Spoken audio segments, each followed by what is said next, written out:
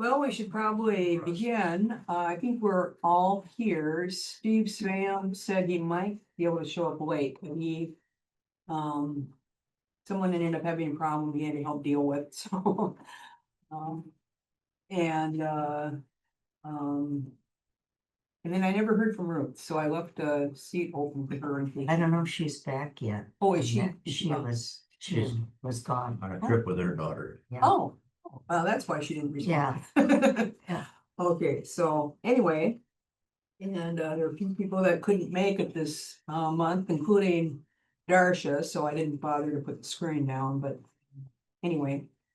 But it is being recorded, so you can always look at it later, or the people who aren't here can. So anyway, so thank you for coming, and this time around, we're talking about the section on Jesus, God's presence in Jesus. So chapter 8 on Jesus, his life and incarnation, and how the life part is important, and then 9 crucifixion, and chapter 10 on resurrection. So so I noticed she started out again with kind of a review of the last section with she only mentioned in brief passing the words omnipresence, omniscience, and omnipotence, but that's really what each chapter was about, was God's presence, God's wisdom, and God's power, and tying those in with trust. And I thought it was interesting she used trust and not faith, because faith can get mixed up with what your specific beliefs are, and trust is the main thing. And so trust and hope and love, and she has come back to that this round again, to trust, hope, love, and the hope. The trust is with the wisdom that God's initial aim, and God's at the beginning, God's at the end. That's whether he's omnipotent, but his omniscience, the wisdom part, leading us forward with the initial aims is God's wisdom.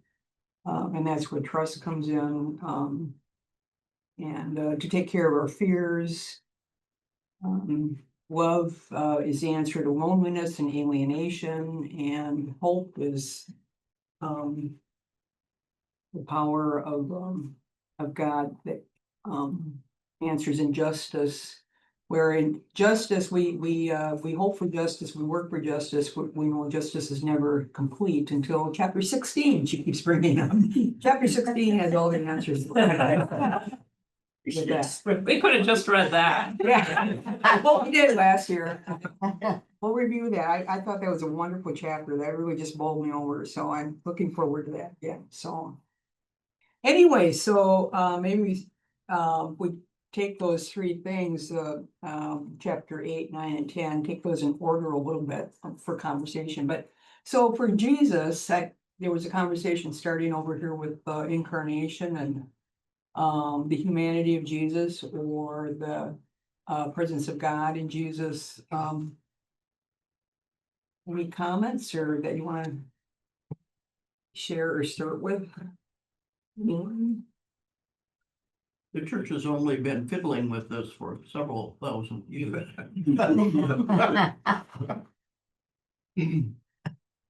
So you don't think the final answer is imminent? Well, I mean, your answer is a good answer. I mean. So I think one of the rules about Christology is we have to hold to the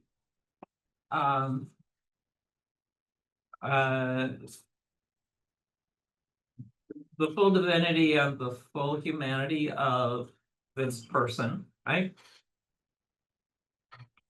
But the church really seems to have made a decision that how and what salvation means is something that can be decided in context. And I think in context. And I think we've lost that. I mean, I think people who go to seminary very often get some exposure to it, but I don't think in most congregations, people learn that. Why is that a problem? Why is that a problem? Well, because I think then when change happens. And we no longer say, understand a human being as a spirit trapped in a body. We need to change how we understand what it means that Jesus is both divine and human. Christ is both divine and human. I think your earlier comment was especially important in that, why does it matter? Well, the issue of salvation. If are we gonna say we need a perfect Jesus, a sinless, no sin, in order to have real salvation? Or can he take the whole human race with him?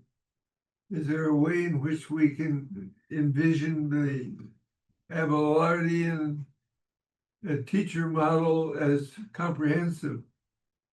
So that your salvation, my salvation, they are caught up. And does Jesus then carry his own responsibility?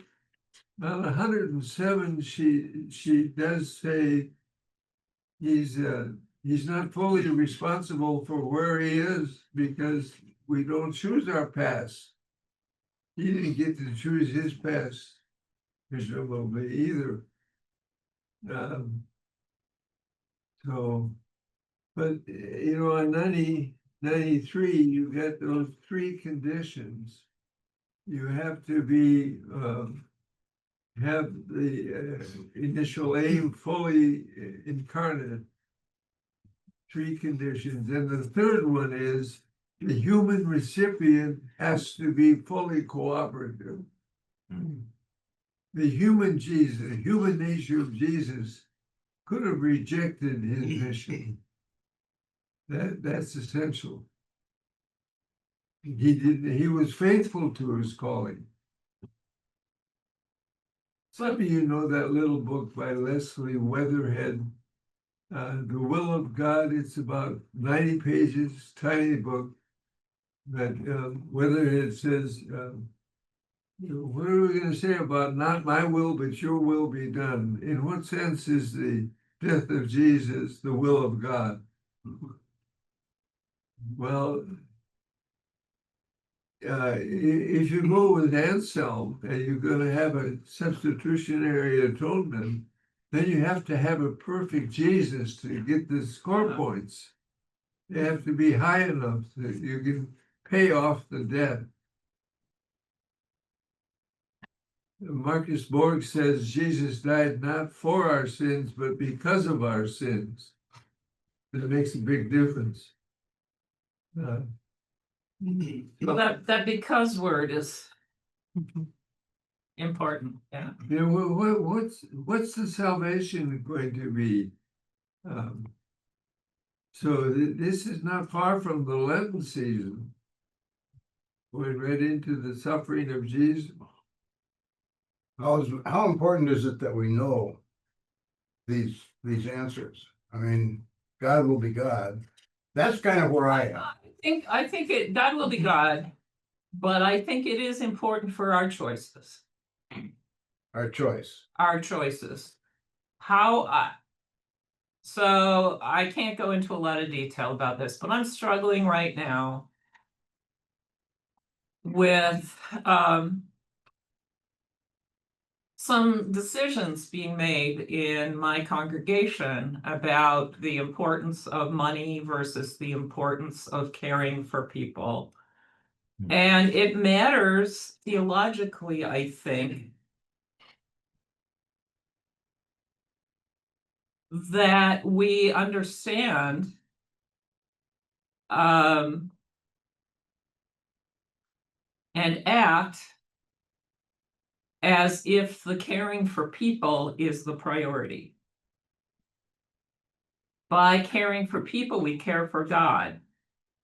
People who are more concerned about, whether or not the congregation is going to have a deficit this year And therefore, we need to cut mission or programs or whatever it happens to be. Are thinking really in terms of what matters is this institution continues, right? Yeah, we're dealing with that, and we have been in this congregation for 50 years. We have this, my private pitch, we have an annuity fund, and I think that is just sending the wrong message. I mean, why the hell are we stashing away money to So, make this building? so whether or not God is fully present in the people who need caring for, whether or not God is fully present in us, God and is how fully we present in all. decide, and how we decide how to handle those things may have a lot to do with how much we trust that God is fully present in us. And there's a sense in which the issue here is the human truly present? And is the human truly present? Can you identify with this? He was 5'6" and he didn't like broccoli. You know, Jesus wasn't just doing a financial transaction over our heads with God, I hope not. right? We're in the footsteps of the way we're following Jesus. And I think at the end of the day, that's all we can do.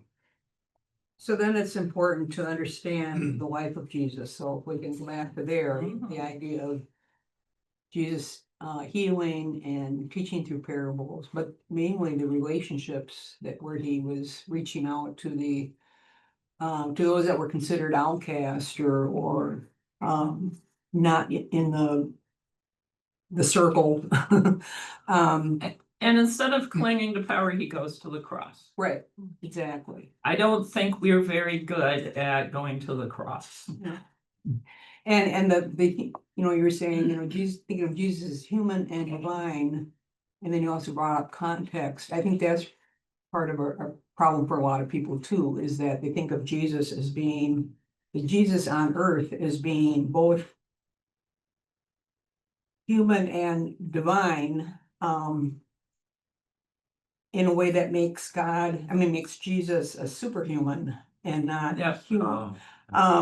I know Andrew Agnes once in a discussion that we had many years ago about this, and he brought up something that Warren Quanbeck said in answer to a student in class when they were talking about the creeds and whatnot, and saying, well, was Jesus 100% human, or was he part human and part God, or how do you explain this human divine thing? And Warren Quanbeck said, well, Jesus is the only person that has been 100% human. That was his answer. And I look at that as Jesus is our model for what it means to be following God. So if we follow Jesus, we're following God with the idea of justice and love and inclusion and forgiveness and acceptance and all of that.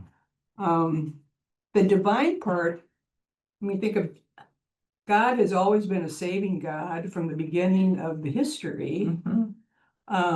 So in Jesus, I loved your explanation about Jesus being the one person that would really continually, on a continuous basis, say yes to God, that initial aim, that was such a complete thing, and it was both his freedom to do that and God's freedom to act through Jesus.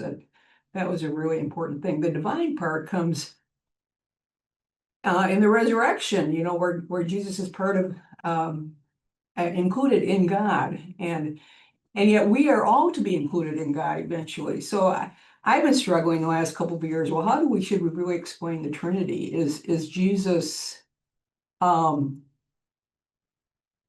equal part? I mean, that's the way we explain the Trinity, or is Jesus more of a person who is our Lord and Savior and has maybe a different rank? I mean, he talks about ranks in heaven when the disciples are asking, but the human Jesus doesn't go away. The human Jesus is there in heaven. And I don't want to cheapen his humanness, that he's still there. And so is he more like, you know, where Paul talks about the first Adam and the second Adam? Is that again more of a model of what it is for us eventually? I don't know, but I also struggle with that because of how other people around the world in other religions or in no religion look at Jesus and say, yeah, he was a pretty good guy and good teacher, but they don't want to accept Christianity because we make such a big thing of, well, Jesus is God and you got to accept that. So I don't know, I'm struggling with. Yeah, I also want to make the point that part of what she is saying is that the divine in Jesus is already present Yeah. in the incarnation before the resurrection. But it's present in a way that's not incompatible with what it means to be human. That's Yeah. Andrew Rognus's comment, right? Yeah. And that part of what Jesus gets, partly because of his cooperation with the initial aim, but also partly because of his special calling, is that he has an accurate bead, for the most part, on the what we call in the process world the primordial nature and the values from which God is judging. And so his judgment and teaching are in fact trustworthy in a way that frankly mine isn't, Mhm. right? Yep, oh, I agree, yeah. I mean, it just bowls me over when in Bible study, when realize how much is there, you know, at 2,000 years old or 4,000 years old for some of the Old Testament, and it just blows me over how wonderful the story is in Scripture. You know. I wonder if Even all of Paul- our Paul. primary mission is what Jesus was. We just don't want to hear about it. I mean, I can't do that. Well, and I think that's part of what we call sin, right? What is now part of what we call sin? I couldn't understand. I mean, I can remember in a Process and Faith discussion, Andrew Rognus saying, asking the question,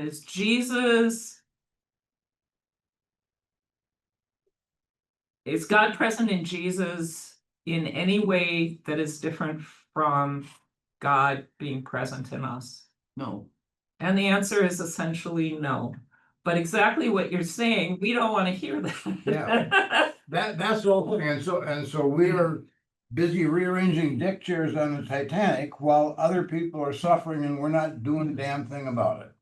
Well, I wouldn't go as far to say we're not doing the damn thing about it, but we're doing less and less about it, which This does country bother is me. making a monument out of not doing about it. Well, And we're tolerating. and I would say it isn't the country, it is the present administration, but let's not go there. Let's get back. Okay, that's true, but who put him in office?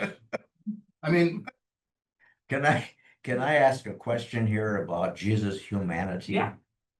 Was Jesus' humanity the perfect image of God, of what God wants in a human being, or were there imperfections in Jesus? I would say that and Paul and I were having this conversation before we started, so I'm gonna be saying some of what he said too.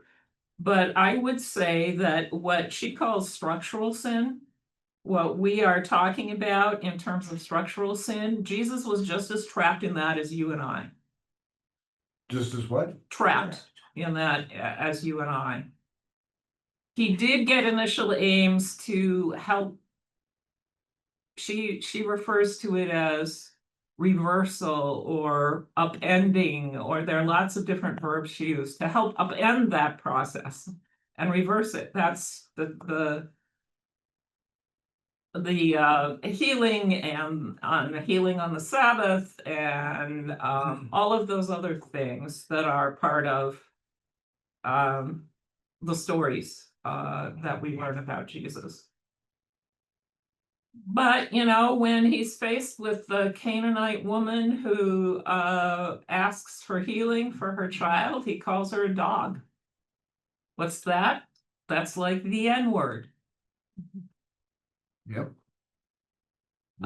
We tend to downplay that. No, excuse of he's testing the disciples. I didn't, we didn't mean that, if we say or something. Yeah. Well, there's a little wedge of doubt because dog was also the word for a cynic philosopher. Maybe he was calling her a philosopher. Something in the translation. Yeah. So it matters a lot how you conceive of God. If God is modeled on the basis of power, then God can force his way and have things the way God wants them.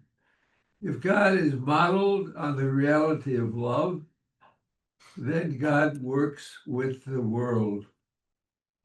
The process movement has always been God and world in interaction. And that's why there's this distinguishing between the poles in God, because in fact, God's involvement in incarnation in us and in Jesus enmeshes God in the structural sin as well. Right? But the primordial nature from which God judges is trustworthy. And God is judging what God is enmeshed in at the same time that God is unfortunately enmeshed in it along with the rest of us. God transcends in that sense. So Sorry, Paul, I kind of interrupted you. I think the humanity, the genuine humanity of Jesus is at stake here. And if God has to be forced into, if you're on a model of power, that's why Thomas Ord wrote the book, The Death of Omnipotence, the Birth of Omnipotence. Ami is the Latin word for amo, amas, amat, amamas, amatas, amant, for love. That's what I was on. The issue of the character of God, primordial and consequent, are two natures of one God. Mhm. God is a non-temporal actual entity. God is happening. God is alive. God is in this room. God will receive what we give God in our conversation. So the character of God is involved here. Yeah. is it, But it isn't dependent on us. Yeah, But it matters. In one important way, it is dependent on us. I mean, the character of God comes from the primordial nature and the pure possibilities and God's valuing of those. That we don't necessarily change, but in terms of what God does in the world, in terms of how God relates to us, in terms of what love means, really fundamentally means, it does change God. It does make a difference for God. Anybody you have ever loved has changed you. Yep. Right? And the way you relate to people you love depends on the circumstances or whatever too. So God walks alongside us and gets dirty from all the sin, just like we do. You were gonna say something? I just wanted to backtrack for a second. So is the difference between us and Jesus that Jesus has a better understanding of God's initial aims and does them, or is it just that Jesus does them better than we do? And because I don't, is it sin or what is it that keeps us from understanding God's initial aims? Because I don't think that we always know what they are. It's not just that we don't want to do them, it seems to me. So I think a large parts of us do follow the initial aims. Your heart keeps beating. I mean, so it's not a cognitive understanding kind of a thing.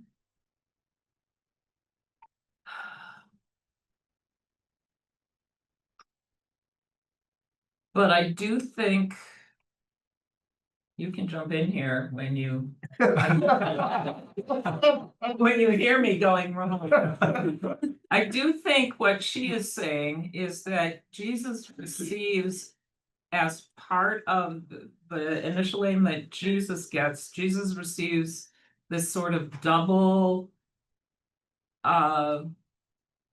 aim to be as fully human as possible and to reveal the character of God. So it's not just understanding the character of God, but it's actually being the vision of it for others.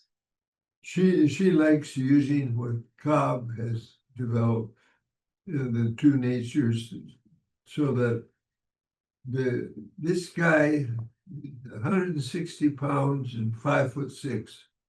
Anyway, this particular human being, this concrete guy, these things must come together. And in Process and Reality, Whitehead says the primordial nature guides the reception into the consequent nature. So the primordial nature of God distinguishes God. That's settled. If you don't want God to love you, good luck. God has decided God is going to love you. And that loving God comes in the person of Jesus. I think an issue is here is the humanity of Jesus. Do you have to have sinlessness? Can't Jesus participate fully? The full humanity of Jesus suggests that Jesus is involved in structural evil. He was part of the society he lived in. He's not to blame for that. But it's a reality to accept. It links me more intimately with Jesus than only as if he's paid a debt. How does Jesus save us? How does that happen? It happens when the full humanity is accepted as part of the incarnation. I Who does wish Jesus she accept would and save us have from? dealt with Philippians chapter 2, where you have, who though he was in the form of God, morphe to theou, the form of God, he did not count equality with God a thing to be grasped, but he emptied himself. That's an aorist verb in Greek. He emptied himself. She doesn't really deal with the emptying. Yeah. That one Greek word, he emptied himself. The history of theology says, well, he emptied himself of absolute power. Jesus did not have absolute power. He's hanging on the cross. That's not an image of absolute power. It's suffering love. She did not have David Fredrickson for Pauline literature either. So I I think there are other subtleties in there. She probably would have picked up on that text more. But I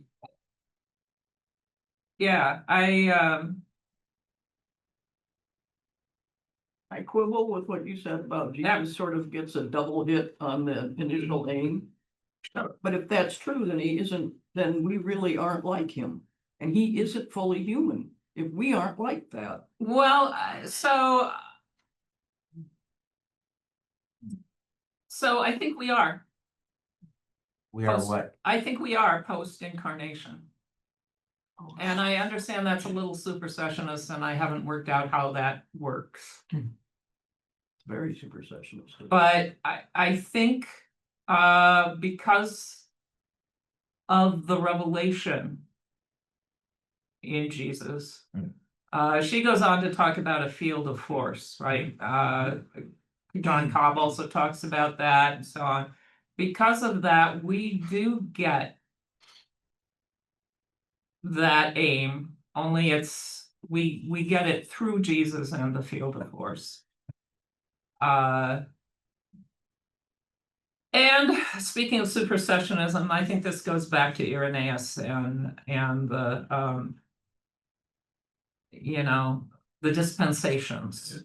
Can you tell me what That field of force is- supersessionism is? Supersessionism is the idea that I mean, on a fundamental level, it's the idea that Christianity trumps Judaism. Oh, really? Trump's right. Judaism. Judas. Whoa. that love is more important than the law. That would, not seeing the law as part of love would be another example of supersessionism.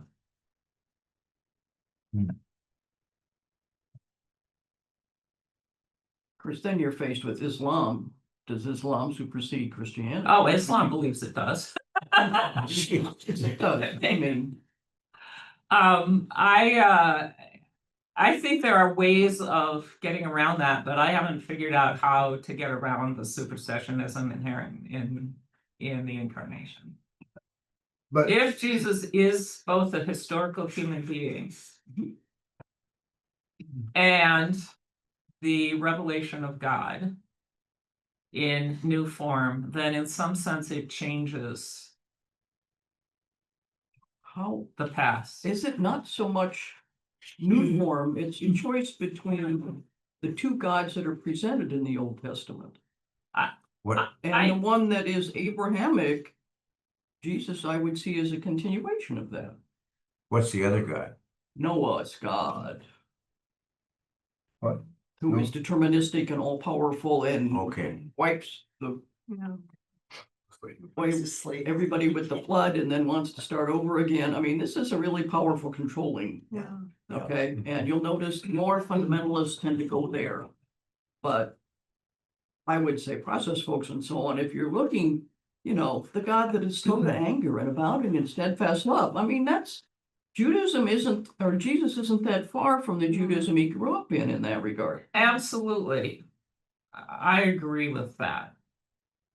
Jesus is Jewish. Through and Absolutely, through. through and through. I mean, I look at it more as, like she said, it's more of the consciousness that Jesus felt the presence of God maybe stronger than we do, because we just can't focus. I mean, what do they say? because he did. Right, 70 sentences. I mean, we just can't focus well enough. But We don't want to focus on it because it would cost us too much. It costs us a lot. So yeah, so I mean, I look at it maybe that way, and talking about the importance of Jesus seeing himself as having a mission, and he just was so focused on that. And like you said, if we all did that, it'd be a different world, but So you're not saying, to do that. We get distracted, or we get our ego. So I think we still get hung up with, if Jesus is able to do it and we aren't, then is he fully human? then what? Right. Then is he fully human? If he's able to do something we are not. Clearly, he did more than we. He did more than we do. I'm not gonna argue with you about that. So was Jesus self-aware? And do you think, of being divine as well as human? It depends on which of the gospels you read. I think. yeah, So I would. Not Mark. Yeah, no, definitely not. I think there's plenty in there that By John, yes, but time has passed. Yeah. The fish has gotten bigger. So it's more of a universal we grace should than have the the Jesus service on grace. Monday, Thursday, where you go through the account of the last days And he's driven by a consciousness that he's doing the mission of God. He's going to speak the truth. He's going to reveal sin for what it is. He's going to unleash the powers of God. A field of force is an accepted scientific term. We don't just have individual atoms, we have force fields. And Jesus opens a force field. That's what Easter is about. There's a new force in reality. So we can be hopeful. We can decide it's not a hopeless universe. And I think I sort of skirt around that supersessionist, and this is not zoo hockey, but I sort of skirt around that supersessionism problem by saying that who Jesus ultimately came to reveal. The Jews still have the law, they still have the covenant with God. What Jesus ultimately came to do was to reveal to others. Right? And so that is why he has to be this icon of the primordial nature, if you will.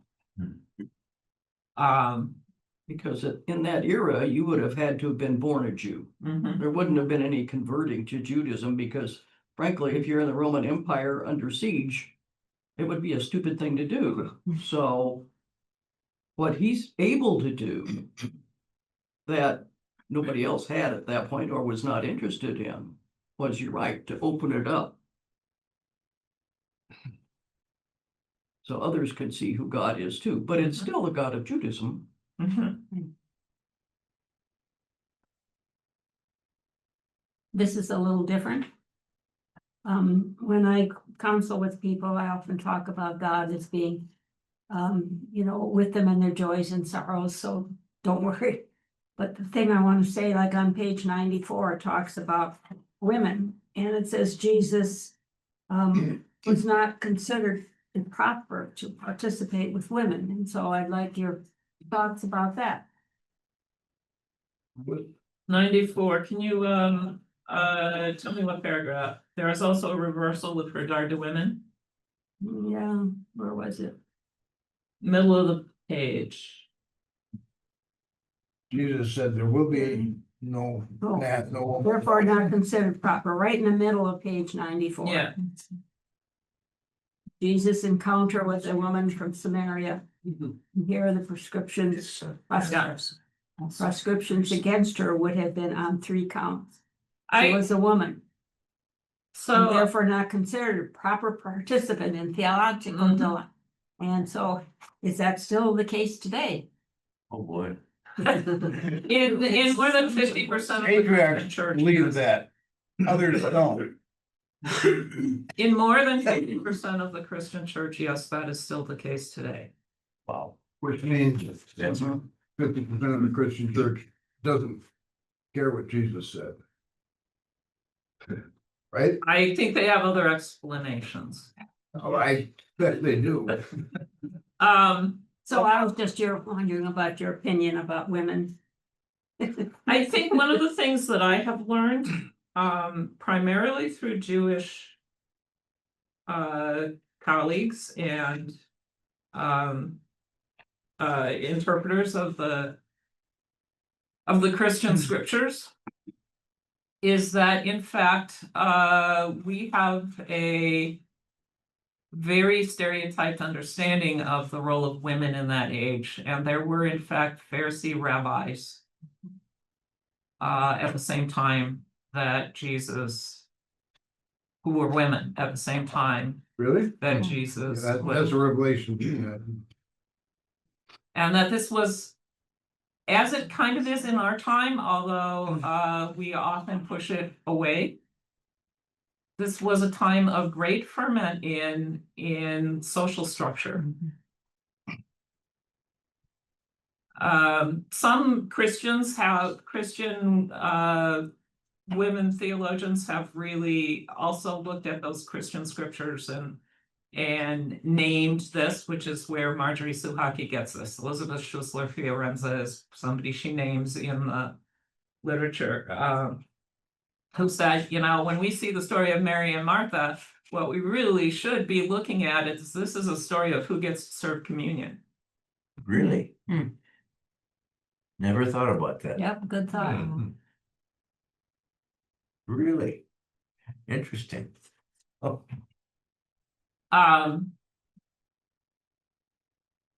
So I think like our time, there was controversy about it, and there were people pushing back the way the Charlie Kirks and the other right-wing Christians are pushing back on that sort of change.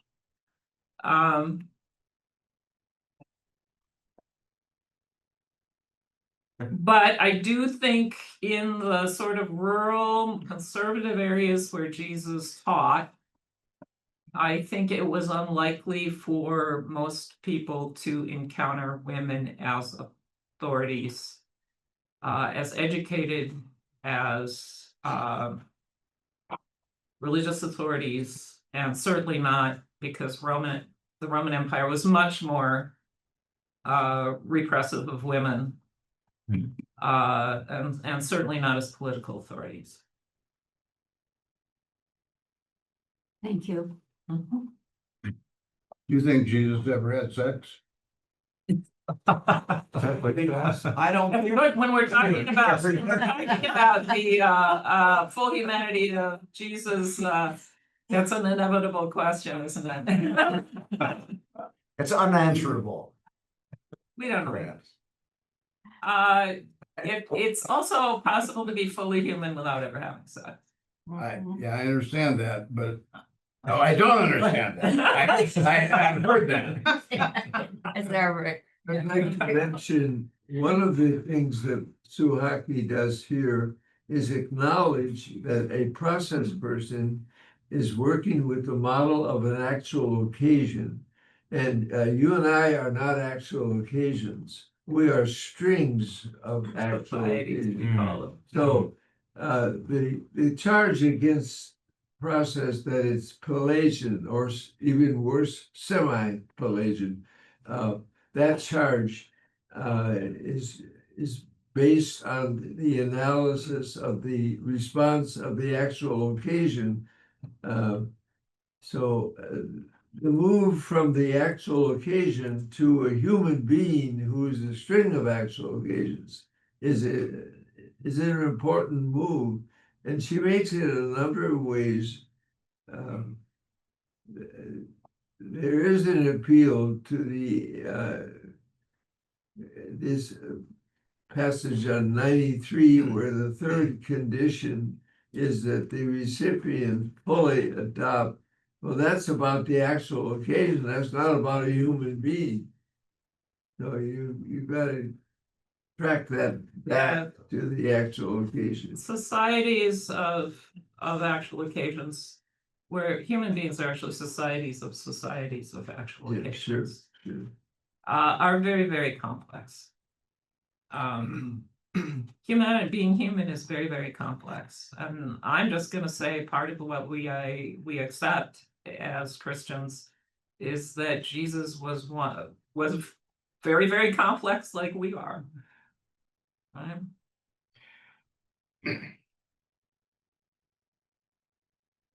Move on to chapter 9, the crucified.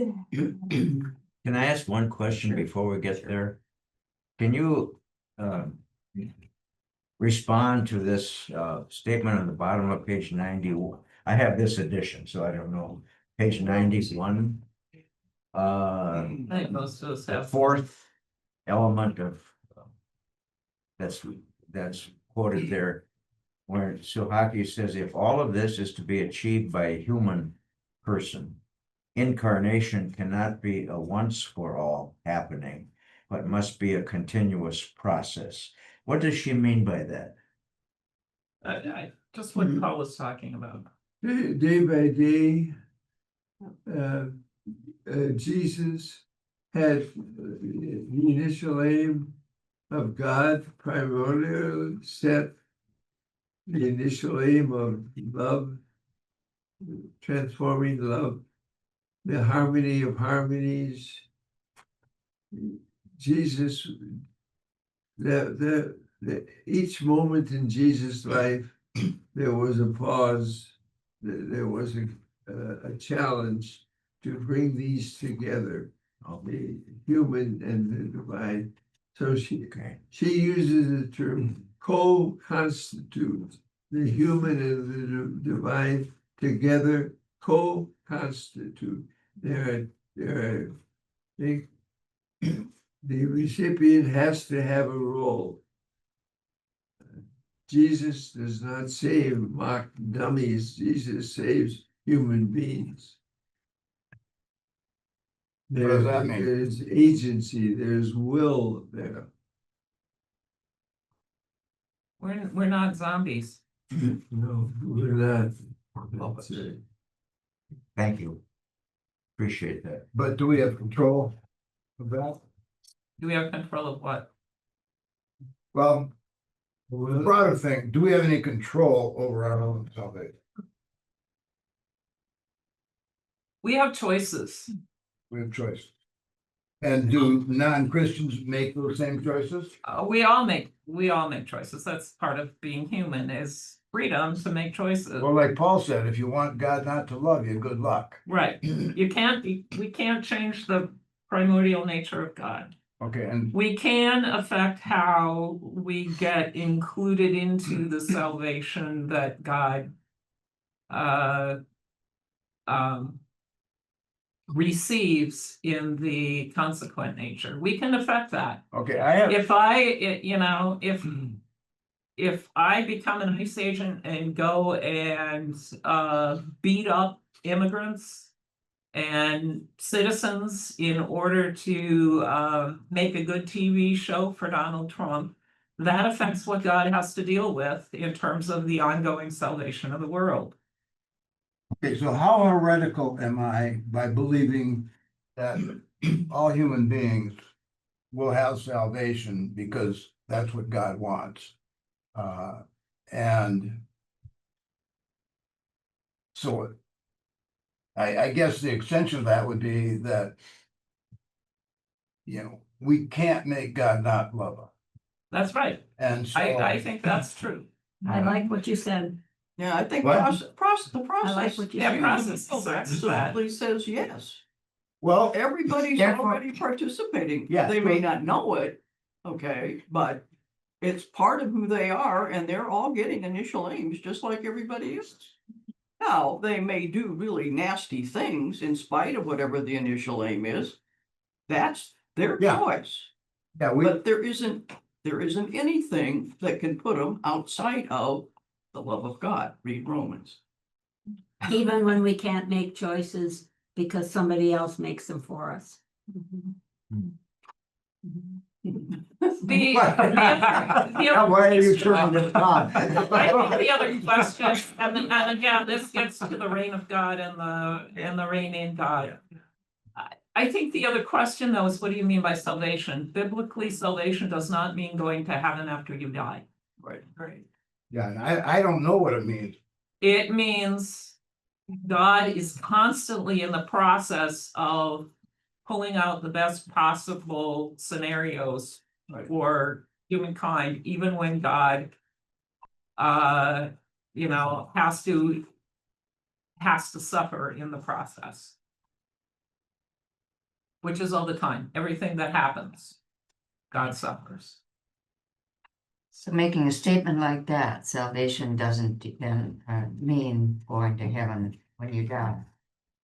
Speaks to the question that I, as a believer in Jesus, don't have to defend Jesus against other religions. That's right. My Marjorie problem- Suhaki, I didn't bring it. This is the book I should have brought. Marjorie Suhaki has a book called, it was called Divinity and Diversity. I don't know if it's still got the same title. Yeah. I have that one. That is precisely about that. But your problem was, you started to say? Well, it's, question would say, well, you have to be saved, you have to believe in Christ. And so then lately I've been thinking, God does what God wants to do. God is going to save whom God is, and I don't have to defend, but so I back away from, I don't want to argue with people about that issue. You know, it's a sticky wicket, you know, and family issues. God I mean, that's a human one that a lot of us, I am not a philosopher or theologian, but I like to think about things. I asked Pastor Rice about that one time because we had a good friend who was Jewish, and I said, what do you tell your kids? You know, because I was brought up, you believe in Christ and you're saved. And he said, you know, I used to struggle with that, and I woke up one morning and I realized that's not up to me to judge. And personally, I don't feel God's gonna condemn his entire chosen race to hell. So It's a friend that might condemn you. I want to suggest, and this is kind of in line with what Marjorie talks about in divinity and diversity, that not only does God love all human beings and the whole creation and is always in the process of saving it all, but God has no problem revealing God's self through Buddha or Muhammad or Madeline, what was her name? The atheist. Madeline O'Hare.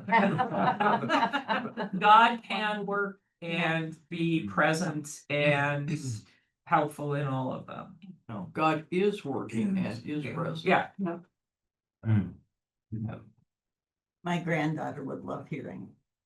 Because that was one thing she was struggling with confirmation. And her view, her vision is, you can read it on her thing out in the narthex that she wrote for confirmation. But her view is that there's God, and then there's Christianity, and there's Jewish, and there's Islam, but it's all one God. And Oh, well, he can work through That's us. true with Judaism and Islam. I think it gets more difficult when you talk about other religions because they don't appear to be part of the same story, right? But in fact, God is, you know, They're here. God is revealing God's self through all of these different ways of They're here. So loving. part of his creation. What is clear is it has to be about loving. Yeah, Larry. Would it be like looking through different lenses at the same elephant? So you'd see each person looking through a different lens, would see a different aspect. I don't think it's that we're seeing different aspects. I think it is that God is actually loving through the other religions as well as God loves through Christianity. That's the function of the That's context. stronger than vision. Oh, yeah. Yeah, they have their own history and their own customs, and God speaks through those. I think native religions follow Jesus kind of intuitively better than most Christianity has through the centuries. And I would say they're not following Jesus, they're following their native traditions. Yeah, well, they're following what Jesus preached more than. Jesus is following them in a sense. Okay, yeah, that's fine with me. I mean, I don't care. It seems to me, I have a real struggle with. I'm in church primarily for the fellowship and What? for the. Yeah, I don't sound like it, do I? He knows you well. And to me, this church is my family, an extension of my family. I don't have much of a network other than this church. But I think in terms of the good of humanity, I should be out trying to defeat the current administration, which is, I think, taking this country right into the toilet. And I believe the only way our country is going to survive is if we write ourselves a new constitution and make another morons reign in power impossible.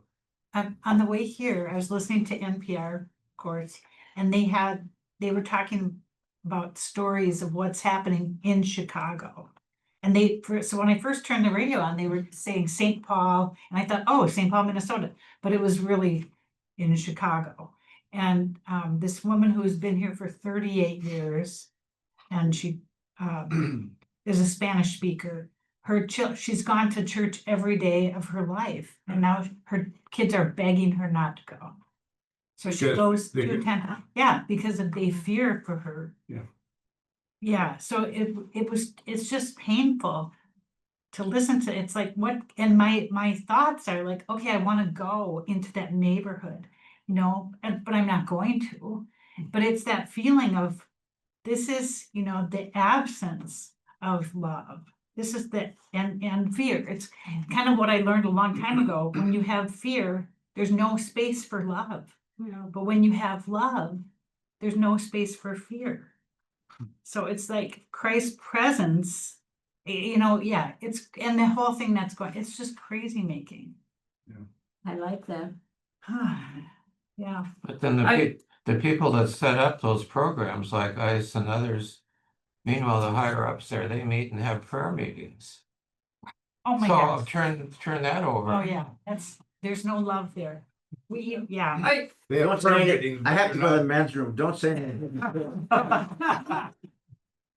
It's life in there. Quietly till you come back. So part of what I think is essential to understand is that our fear obscures love does not mean that God is not actively working in love. True.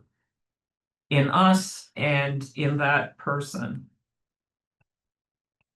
I am aware of a family that the parents have been here for 40 years.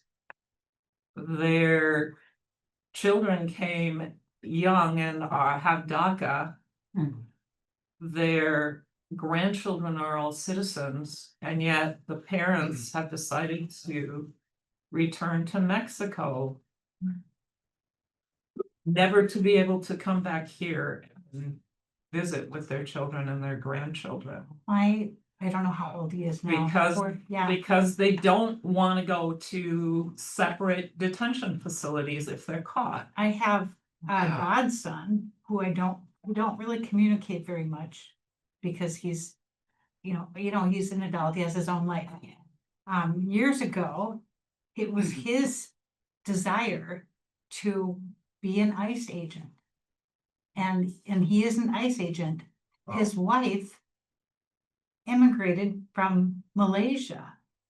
And it's just, and he's a fluent Spanish speaker. So he has assignments that take him out of the country constantly. And he's really just like, kind of a security guy. But it's just this, so like I sent him something, and I meant to send it. I sent him something in an Instagram a couple of years ago, and he sent it back. He said, "Did you mean to send this to me?"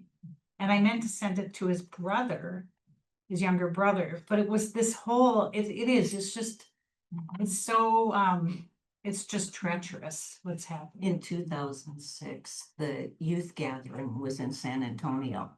And some of the preparation for that was teaching the kids empathy, because they knew that they would run into things about immigrants coming in from Mexico. And to teach, one of the things they asked the kids is, what do you think it would take for parents to leave their children or send their children without them to go to another country? Would your parents do that? How awful must it be where they are for them to be willing to do that? And it was really interesting to hear kids from different parts of the country relating to that sort of question. In the midst of all that, there was love, right? So there's a wonderful book, if you haven't read it, called Solito. Solito, which is about a 9-year-old boy sent from southern Mexico. Actually, it wasn't from Mexico. I can't remember where it was from. Might have been Guatemala. Through Mexico with coyotes to come to the US. The writer is now an adult and is reflecting on this experience and the horrific experience that it is. It's really a valuable read. It's hard to believe that any child could survive it, but he did. Yeah. But he survived it because along the way there were people who loved him and took care of him. Yeah, there's a story about someone named Enrique as well. And I think there's even a movie, but I think also about the fictionalized movie that was made, I don't know how many years ago, maybe 10 years ago. I think about what it's called. Oh my gosh, I'm gonna blank out now. But it's about a man who is widowed. He's a professor in New York City. And so he has a house like in Connecticut, and then he has an apartment in New York City. And he comes home and there are people living in this apartment, this couple. It is a heartbreaking movie. And it's like, wouldn't this be, helpful for everyone to watch this movie? It's just a beautiful story.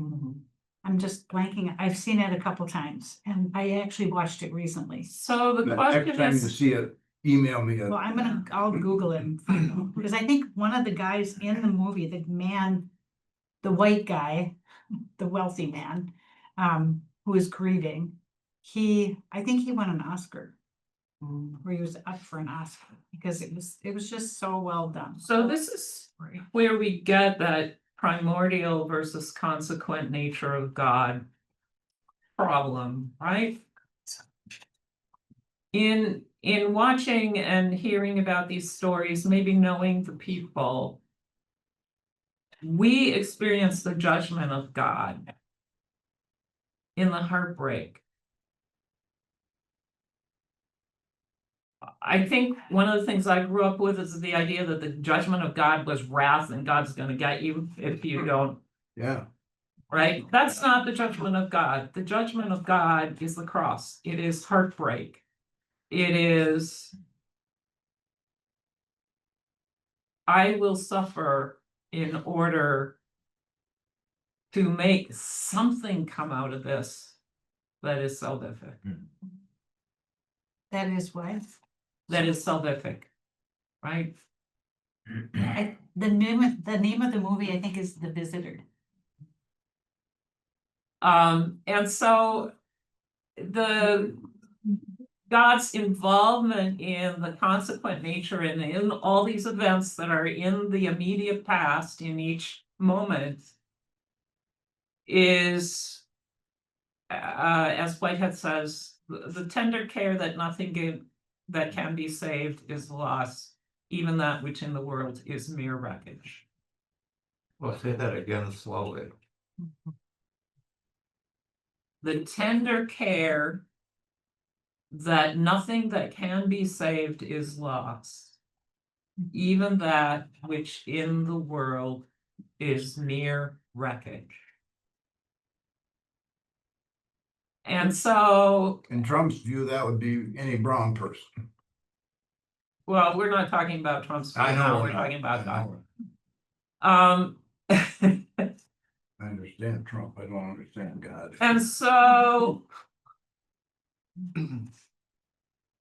there is this sense that that is what salvation means, is this love that can bring people through in various ways, even when the alternatives are terrible. So But that- we have used the phrase a baptism of desire. You want to get involved with this church, this Jesus guy? You want to try a life like that? Welcome. This is where you will find that. Unless we have failed to incarnate that. The passage that Kirsten is quoting is on page 344 of Process and Reality. The business about saving all that can be saved. Well, what can God save in Adolf Hitler? What can God save in Donald Trump? Yeah. But I'm disappointed in what Whitehead says about that. He talks about contrast that Hitler, he doesn't use Hitler, of course, but a Hitler type character would provide the necessary contrast. And when Hitler enjoys being Chancellor of Germany, is that all evil, or is the passion, can the passion that Hitler was a passionate man, can that be saved? Can that be converted?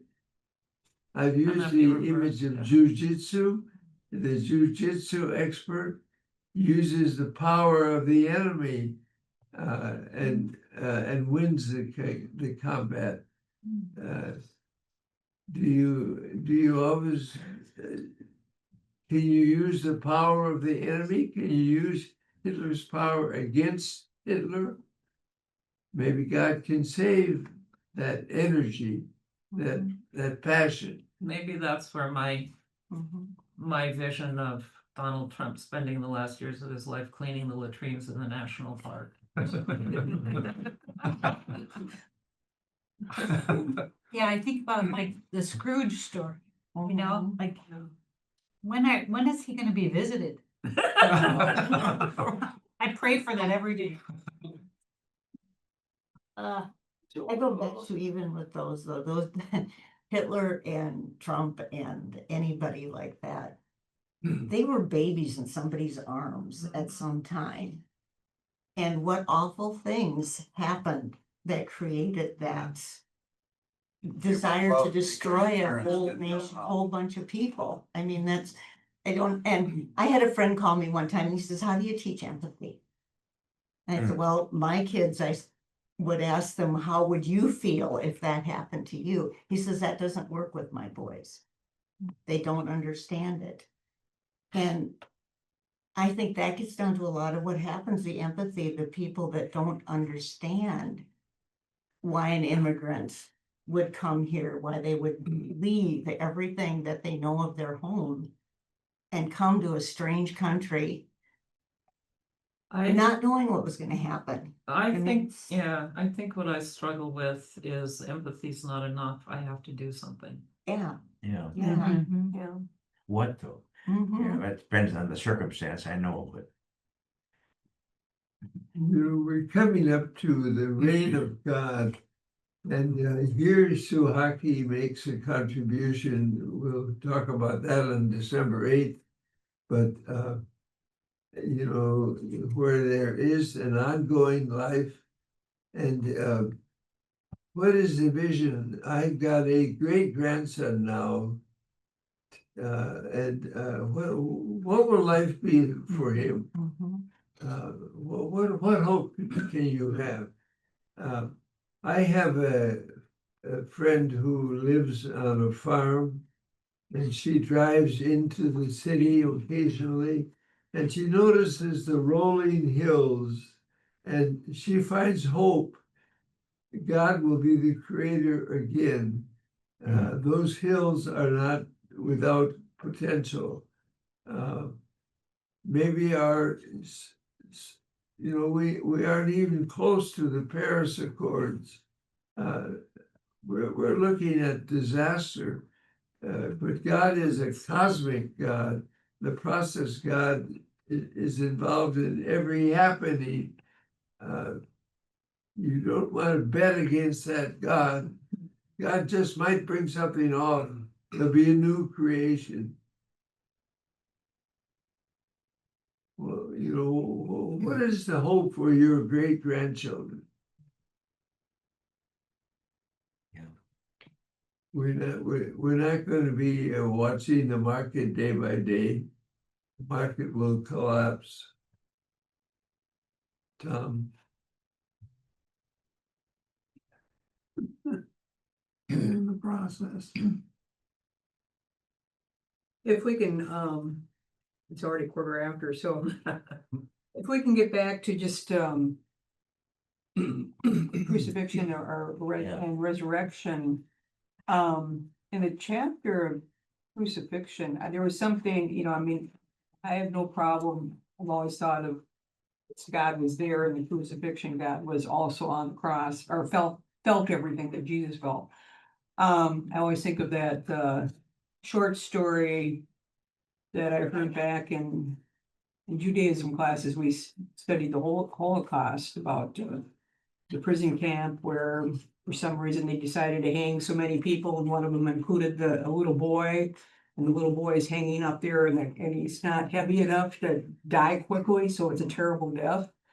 And everyone shouting, well, where is God? Where is God? And someone says, well, he's right there, I've always thought of that story. But anyway, but on page 109, she talks about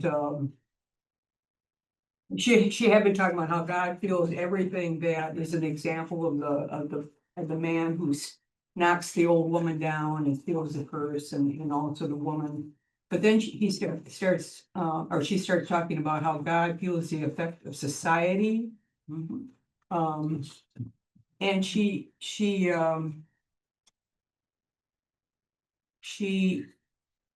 talks about how we hear the news and we kind of shut it off because it's not or not affecting us personally, and we kind of put it in the impersonal category as sometimes as to dehumanize them so we can forget about it, but also just as a coping mechanism, and we tend to do that. But then she talks about God feeling the impersonalization indirectly. And I couldn't understand what she meant by that. That God feels our impersonalization, that we have done this. I see that as a way of not fully knowing how to respond to the aim to love these people who are always injured in the news or whatever. So we do use it as a coping mechanism, but for God to feel that indirectly, I wasn't sure what she meant by that. Can you point to the, Page The 109, bottom of 110, it's there in the bottom, Bottom so of in the page very bottom of 109. page 109, she's talking about the society bearing the weight of the past is a force greater than the individual within society. When society perpetuates evil, one can bear with it on the grounds that society is impersonal and therefore less culpable, and therefore perhaps more bearable. Since God feels the society through every individual of the society, God feels the effect and the perpetuation of the conditions conducive to such effects. God therefore feels the society personally through each individual within it. But then God feels the effect directly, both as given, let's see. Like God can only feel the society as impersonal insofar as God feels our own impersonalization of it. so God, first of all, feels all of the evil directly. Right. God feels our impersonalization of it, and therefore God feels, you could call it our sin And then of impersonalization. Our And sins feels against that God. directly, and Right, therefore it's that's God against feeling our impersonalization directly. God feels everything directly. right, it's just so saying that impersonalization, and when God feels it, it's like God is feeling our sin of that. Yeah, okay, that makes sense, because then she concludes this means that the sins of society are directly sins against God. So this directly and indirectly is what was throwing me. Mhm. I thought, how does God do something indirectly? Isn't everything directly for God? Okay. I thought that sentence in the next paragraph is really powerful. The dreadful truth revealed in the crucifixion of Jesus Christ is that the world crucifies God. Yeah. And then the other thing I was surprised about and wanted to hear your reactions to is her usage in the last chapter on resurrection, that kind of every moment, kind of that, we've talked about the salvation also being from moment to moment when we respond to love. And she also talks about those as being finite resurrection moments as well, and I thought that was interesting. That we experience little resurrections all along the way as well. In process, creation and salvation are just two sides of the same coin. Mm. And it's constantly going on. So Mhm. every time you receive an initial aim and respond to it, God then takes that into the whatever your response is, goes into the consequent nature. So, and that will be transformed. So while God is in the process of creating a new actual occasion, the actual occasion then that perishes goes back to God and back into the world. So you constantly have the process of creation and salvation all the time. Mhm. Yeah. Suhaki's development of that, fuller development of that is in The End of Evil, Process Eschatology in Historical Context. This was her dissertation turned into a book. And it reads like a dissertation. Oh, joy. But Paul calls it triple transcendence. She talks about this sense that moment to moment we're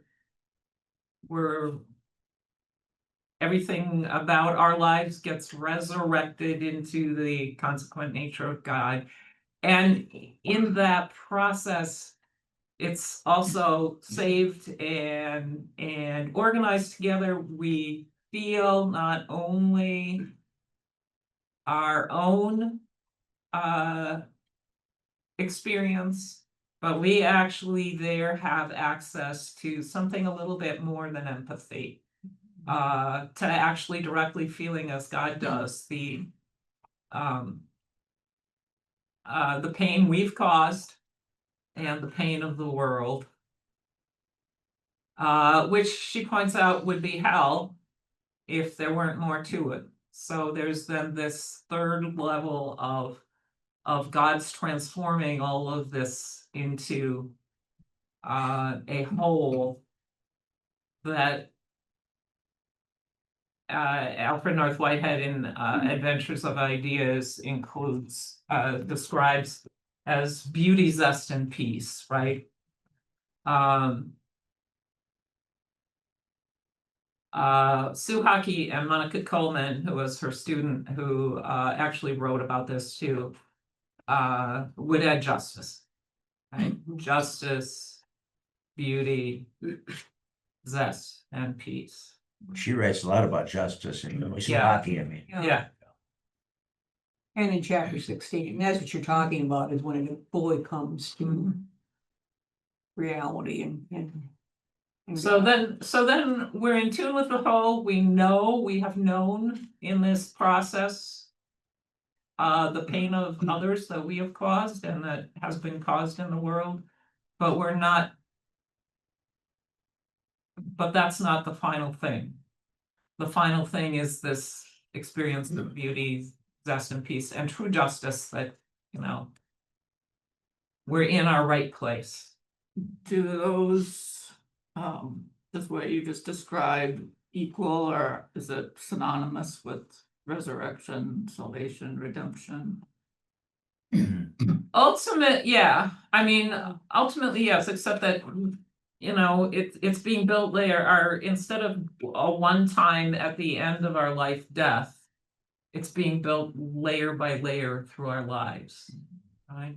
Well, and she talks about how, once God takes it into God's self, but then it can come back.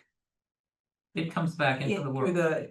Into the world through initial aims. And so in some way we're empowering God. If we respond to God, that's a little resurrection for us. But God can use that to empower us more. Can you tell me, okay, so the last line on page 111. This is just me admitting that I don't give it much, I do a little bit of this, but I'm wondering what you would think it means. Read. The last sentence, God feels us What page? completely, 111. Not in the Bible. on the end of this chapter, crucified. God feels us completely in all our conditions, and through the radical love of such presence, provides us with forms of resurrection. Right. So we're talking about reflecting God. Yeah. So, okay, so I don't feel like I don't, it's kind of like, what do we need to do to show our love, God's love in the world? What can we do?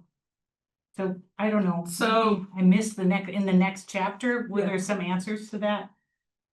Well, examples, I mean, she uses the examples, like, let's say the woman who gets knocked down, she was saying even being knocked unconscious to take away the pain, that's a little salvation, a little resurrection, but then maybe her ability to empathize with others who are in the hospital and also going through pain, or maybe she finally gets home and has a different attitude towards her family or others, where she has, so that there's these little steps of resurrection, of healing. So the salvation and the resurrection are kind of, So is it And about respond. acknowledging evil and pain in the world? well, we learn a lot about love through suffering. So I think she's talking about a couple of different things. One, she's kind of referring back to the first, it's 2 sentences back. Justification, acceptance, forgiveness, and redemption, making new life possible for us in every moment. That is resurrection. Right? Those are forms of resurrection. So I think she's referring back to that. But I also think she is talking about, on page 124, how one considers the nature of reality profoundly affects one's actions with respect to the self and society. Jesus reveals the nature of God, and this revelation is of a relational reality of openness, of judgment toward justice, mutuality, love. All right. What happens matters. And the deepest form of human existence is in the responsibility of relationality oriented toward mutual well-being. The well-being of each enters into the well-being of all. If this is indeed the way of God with the world, then action in accordance with this revelation is not only reasonable, it's required. As we respond to God in trust, then we dare in hope that love can be enacted in our own lives and in society, and that is also resurrection.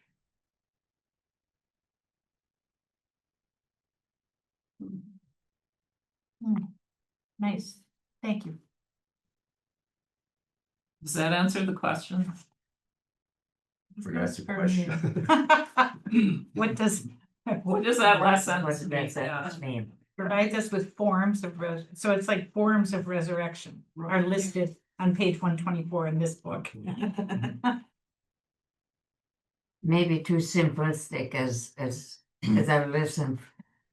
For me, those moments of resurrection are when I pray each morning, what surprise do you have for me today, God? So to keep my eyes open and those surprises are never something that I've initiated. It's come from a power bigger than me. I think for me, it's the prayer. Why can't I just go crawl under the bed and stay there today? I think you have What are you friends that, going to do with me? friends that want to do crawl under with you. Yeah. Right. Yeah. I'm tempted to want to refer to the book of Amos and the great prophets.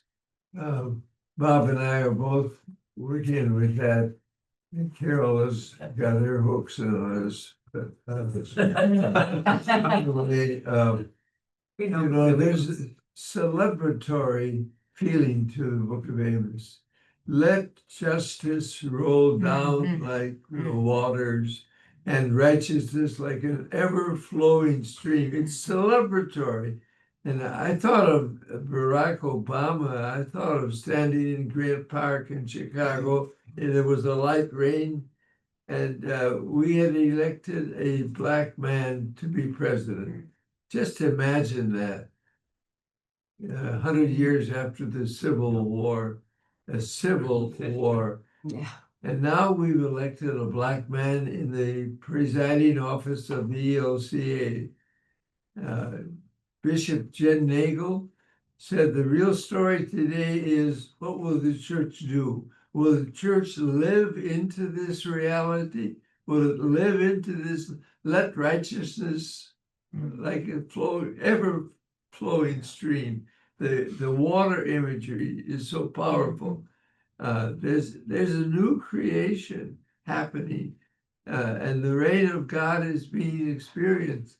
Those are imperative verbs. Let justice flow down. Let righteousness. It is participatory. It's an invitation.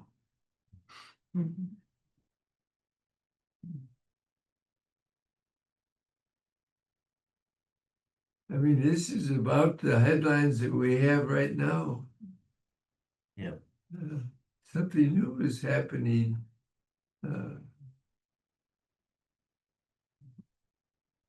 I was thinking that her discussion of the last section we read for today, of general and special revelation, in the causal mix, the general revelation has given us a very abstract, the primordial nature of God, the consequent, the causal prehension. What's the prehension anyway?